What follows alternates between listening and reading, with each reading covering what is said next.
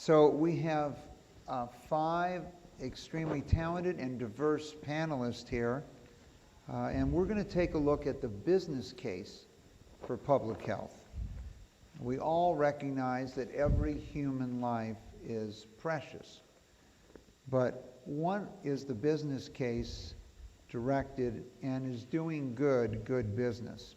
So one of the places I'd like to start is kind of each individual's career, where they are today, how did they get there, and how does that concept of doing good is good business interrelate with those stops along the way. And so Mahmoud has had a very interesting career, whether it's the Mayo Clinic or pharma, and today at PepsiCo. And you know, the first choice that you would be thinking about for a person who had been at the Mayo Clinic or pharma is, you know, I'm going to go work now for one of the largest consumer product companies in the world, who's in 198 countries.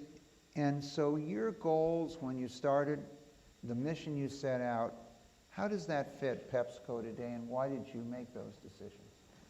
Well, at PepsiCo, we, from a business mission perspective, we think of ourselves as performance with purpose. And under that, we think about environmental sustainability, talent sustainability, which is our employees, and then human sustainability, our consumers' health, and nutrition, which is the business we're in. And when I looked at the opportunity, it was pretty straightforward. PepsiCo reaches 1.3 billion consumers every day consume a Pepsi product. It's about 1 in 6, somewhere between 1 in 5 to 1 in 6 humans on the planet every day. At the same time, we know there's about 1 billion people who are overweight, and there's about 1 billion people who are hungry. What greater opportunity for an endocrinologist to take a look at transforming the industry's portfolio, not just the companies, being one of the leading companies. So as I look at that in my career, having started in nutrition, gone to endocrinology, and then to pharmaceuticals, this to me was a tremendous opportunity. Could you talk and look at, from your standpoint, how you look at your various stakeholders and how the company, you know, whose direction or long-term strategic direction is shaped around those stakeholders? So we, like any large food and beverage company, we have stakeholders across our supply chain to start with, including our farmers, the communities that produce the commodities that go into our products, our entire distribution and sales system, but ultimately our customers and our consumers. And even in our consumers, we think of 2 groups: our shoppers, which often are parents, loved ones who are shopping for somebody else, and then ultimately a consumer. Amazingly, our employees are our consumers, our suppliers are our consumers. We're one of those industries where everybody plays multiple roles and interfaces with us in multiple ways. Our investors are our consumers. So you have a lot of touch points from that standpoint. Rajiv, as one of the largest biotech investors in the world, one of the things we've always focused on is access to capital. And what does that mean? And, you know, it's interesting, as I was looking back in history, as the question of who invented air conditioning. And if you quiz people, they tell you, well, they think it was a guy named Willis Carrier. In 1906, he built an industry, invented air conditioning, etc. But in fact, as I studied this issue, there was a doctor named John who thought of this idea and tried to invent air conditioning in 1835 and actually patented it in 1851. But he was unable to get access to capital, and unfortunately he died broke. And he was really focused on how do you keep the operating room cold and ice and other things. And so often we think about things, but not everyone had access to capital. So from your seat, you see today that more and more of the venture capital firms are withdrawing from bioscience. There's a lot of challenges today. And what does the world look like from yourself at Fidelity? Okay, well, thanks a lot for having me here. It's a real privilege to be here. And I love being here at the CDC. I just love the museum. A lot of the great companies that we've invested in the last 20 years, 18 years that I've been at Fidelity, were really involved in a lot of the changes that occurred in society over the last 15, 20 years. For example, some of the HIV drugs that were developed by a lot of the HIV companies that we've owned and continue to own. There was a CDC initiative for latex gloves around the HIV epidemic, and SafeSkin was a company that started making latex gloves that was acquired by Johnson & Johnson. So there's a lot of these small stories that I have going through my head as I walk through these great walls. To answer your question, Mike, biotech is probably the worst business in the world and the best business in the world. And I think it's the worst business in the world because at the core of it are a bunch of really brilliant scientists with great intentions. They've got a great idea, and it's in a test tube. And most of those ideas are not going to work. They're going to fail. And they're going to cost hundreds of millions of dollars to develop. So someone has to take that risk. And you've got to go through the FDA, so it's a regulated business. It's competitive. So that makes it extremely difficult. The odds are against you. 9 out of 10 new biotech companies fail. The flip side, why is it the best business in the world? It's the best business in the world when you have a breakthrough. All of a sudden, you have a monopolistic product that's patent protected for 15 to 20 years. You now have a global industry with 9 billion people. The level of need is extremely high. If you have a new breakthrough drug, Kalydeco, for example, Vertex just got it approved last year for cystic fibrosis. It penetrated the whole patient population in 3 weeks of approval. So you can have very rapid growth. You can generate a lot of great cash flows. You can build an R&D company. You can build a great company like Celgene. And so that's the nature of the business. And to me, as I think of the world today, it's never been better because the science has never been better. A lot of great secular trends in the industry. Others talked about it today. The cost of genomics has just dropped so substantially from millions of dollars to a few $100s in a very rapid period of time. The proliferation of diseases, Francis Collins at NIH talks about this, 6,000 diseases now where we have some kind of molecular basis and understanding of what's driving these diseases. We only have about 250 treatments. That's going to catch up, and that's going to be a really great period, I hope, in the next 5 and 10 years and 20 years for great medicines that are going to really solve serious medical problems for patients. And so in the context of this great opportunity, you've had the global capital downturn that occurred across sectors that we're still sort of recovering from.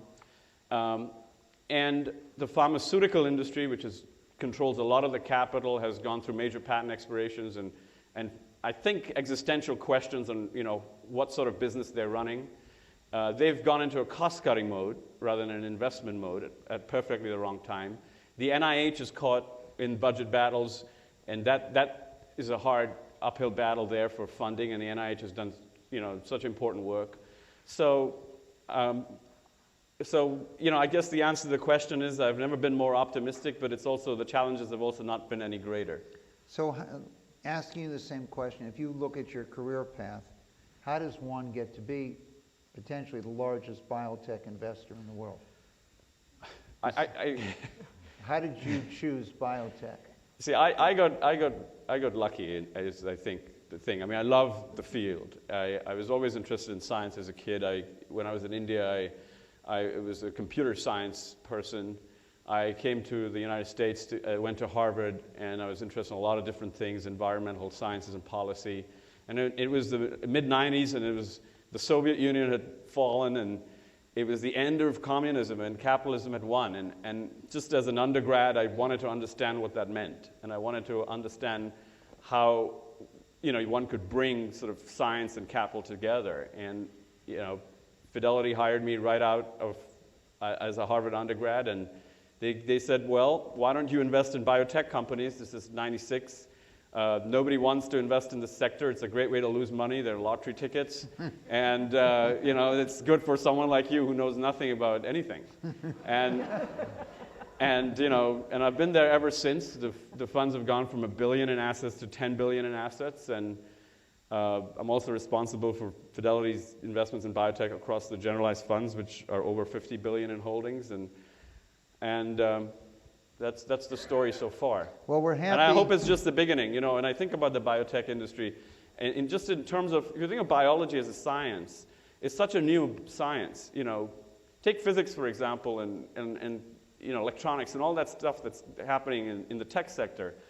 Newton is sort of the pioneer of physics. And, it's been hundreds of years since Newton was there.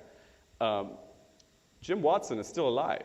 The discovery of the DNA is a very recent discovery, and the building blocks of biology, biochemistry, and the structure of DNA, and the driving forces on a molecular level of all of life is just being understood and discovered as we speak. So from that perspective, I feel just extremely optimistic about the future. And you mentioned to me that the honor just of walking into the CDC with an individual who you felt made enormous contributions to society. Yeah, I've got a picture of him. I'd love to put it up here. And I just wanted to highlight him. Morris Hilleman.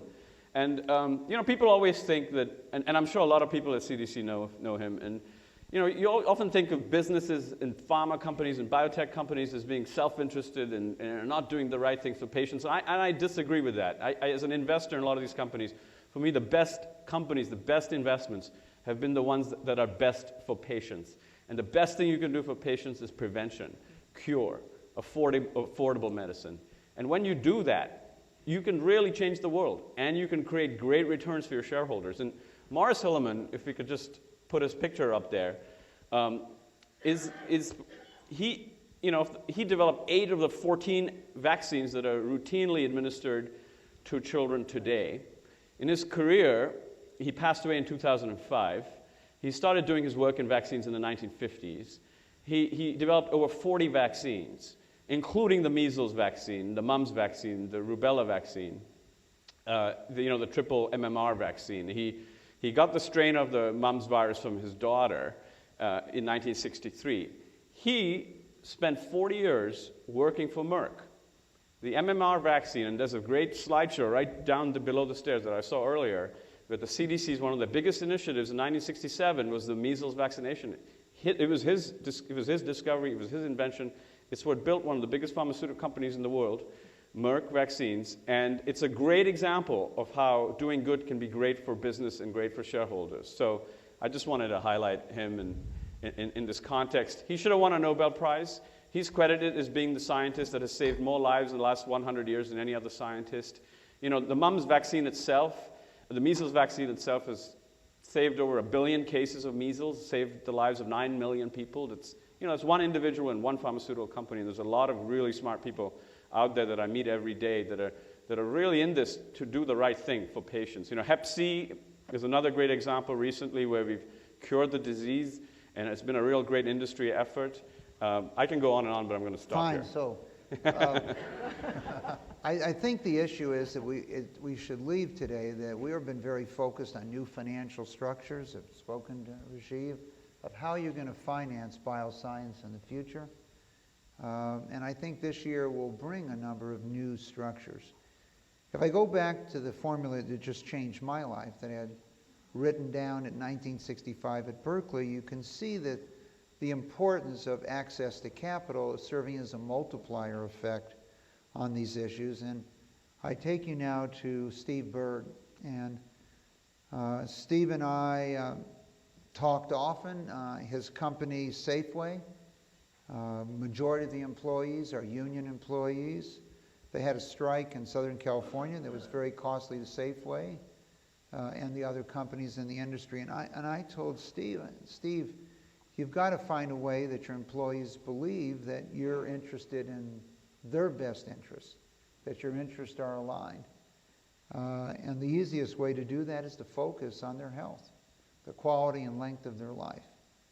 And more maybe than any other CEO in the last decade or more has changed the world for his employees. Steve, why don't you recount your experience here? Sure. From running a large customer of PepsiCo. Okay. To getting involved in health and things like that? Sure. My involvement in healthcare stemmed from the fact that I was running a business that was in it's a low margin business. It really counts on volume, make 2 or 3 cents, per dollar of sales. And we had a $1 billion healthcare bill in 2005. And we prided ourselves in being able to solve almost any problem. That bill was rising at the rate of $100 million a year. And so I got very personally involved in healthcare and began to understand just how confusing it was in just about every single aspect. Nothing was working. It's the largest single sector of the U.S. economy, and it's not a failed market. It's a failed hybrid market, okay? It's not really, it doesn't operate with market conditions, and so we tried to create that. And to go to Mike's point, post the strike, Mike, contrary to what most people might think, the unions actually became among my best friends. And for this reason, healthcare costs for them were completely out of control. And if you've done any reading about unions these days, pension expenses and healthcare is eating up all the money, denying them wage increases for almost a decade. So we demonstrated that we could control healthcare costs, and therefore we could grant wage increases along the way. I have a couple of slides, Mike, and I want to see what's up there. We had a dramatic effect on the health of the workforce. If anybody can figure out one of those, they did come since the last meeting. So one of the things we did, I believe in the 80-20 rule with 80% of the benefit comes from 20% of the effort. And 4 chronic conditions explaining 74% of healthcare costs, most of them behavior driven. What a wonderful place to focus. So we focused on those chronic conditions. And for people that failed our biometric standard on blood pressure, 2 years later, 73% of them passed.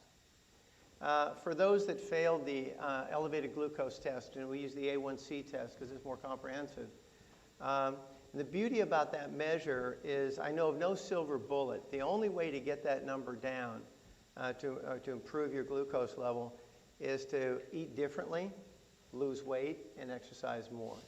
And 2 years after the introduction of this measure, 45% of those that failed then passed.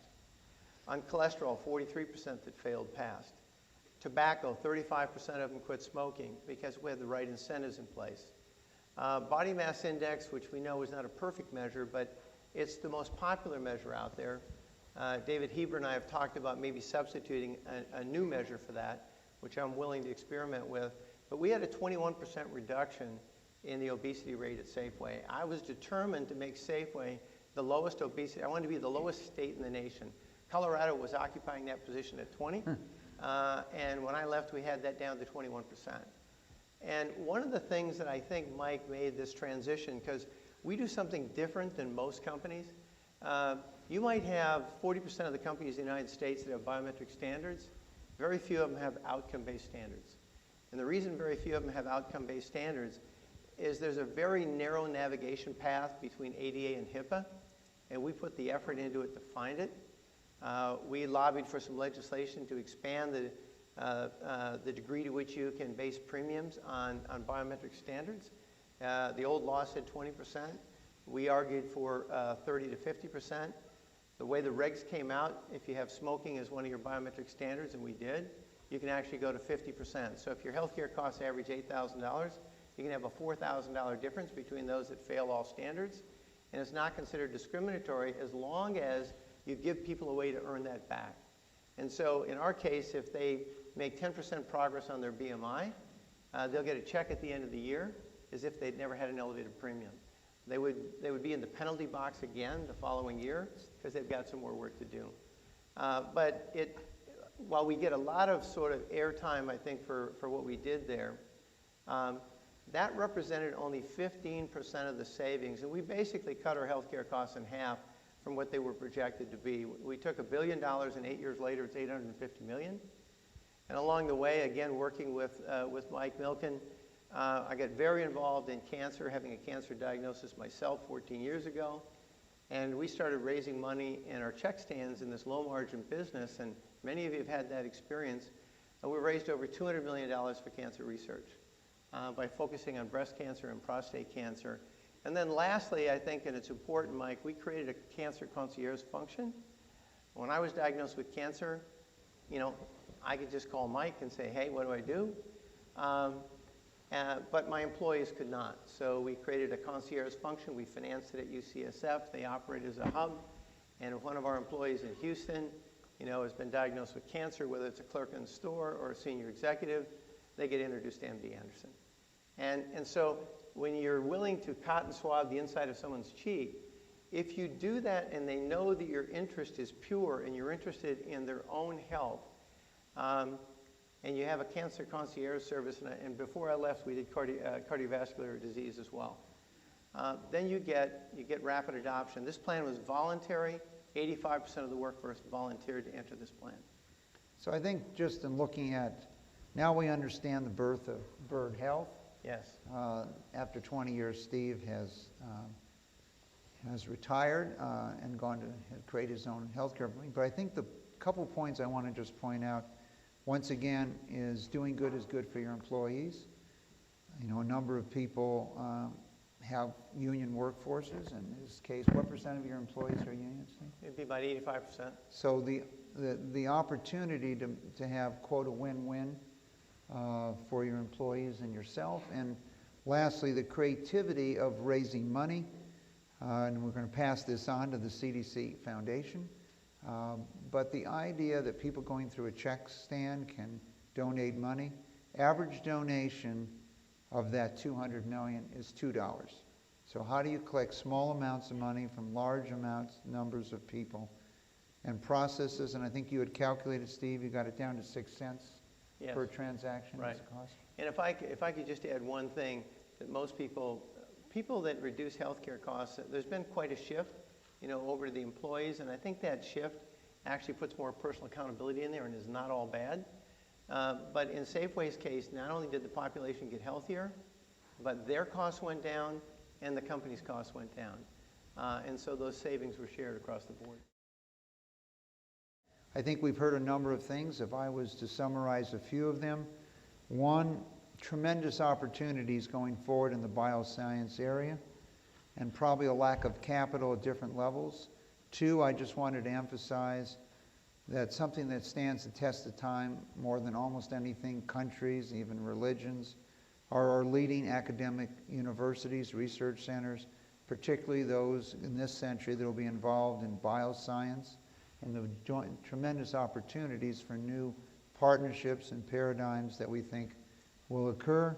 Three, that we've heard today, the exciting potential for a company in the consumer food and packaging business that Mahmood talked to us about. It's hard to find an individual who isn't more excited about the future for his company, and the ability to go inside with the right leadership and the right from the CEO down and change a company from within that's been around for 100 years. And the excitement of being able to do that.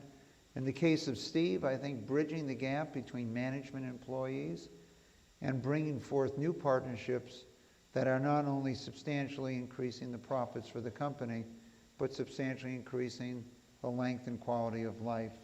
So thank you very much for joining us.